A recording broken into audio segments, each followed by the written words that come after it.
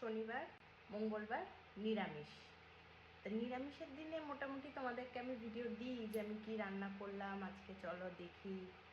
তার মধ্যে যদি তোমরা একটু খেয়াল করে থাকো, একটা রান্না কিন্তু খুব কমন, আমি প্রত্যেক শনিবার মঙ্গলবার নিরামিষের দিনে সেই রান্নাটা তো করেই থাকি।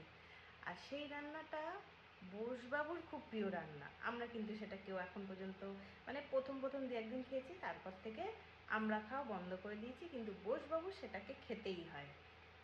তো চলো আজকে তো তোমাদের রান্নাটা দেখাবোই যে আজকে মঙ্গলবারে আমি কি রান্না করলাম নিরামিষে। আর তার সাথে তোমাদেরকে একটা প্রশ্ন দিলাম, পুরো ভিডিওটা দেখলে অবশ্যই কিন্তু কমেন্টটা করো যে আমার কোন রান্নাটা কমন, যেটা আমার শনিবার মঙ্গলবারের নিরামিষের রান্নায় অবশ্যই থাকে। তাহলে চলো আজকে দেখে নিই কী রান্না করলাম।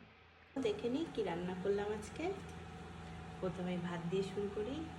ভাত করেছি, তারপর করেছি এটা আজকে স্কোয়াশ আলুর তরকারি। আজকে বাজারে পেলাম স্কোয়াশ, তাই স্কোয়াশ দিয়ে আলু দিয়ে একটা তরকারি করেছি মাখা মাখা করে। আর কী করেছি, এটা হচ্ছে লাউয়ের ডাল, এটা রাতের জন্য।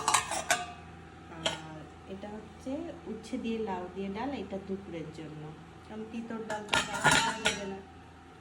আর এইটা করেছি হচ্ছে থোড়, একটু নারকেল ছিল ফ্রিজে, সেই নারকেলটা দিয়ে আজকে একটু থোড় করলাম।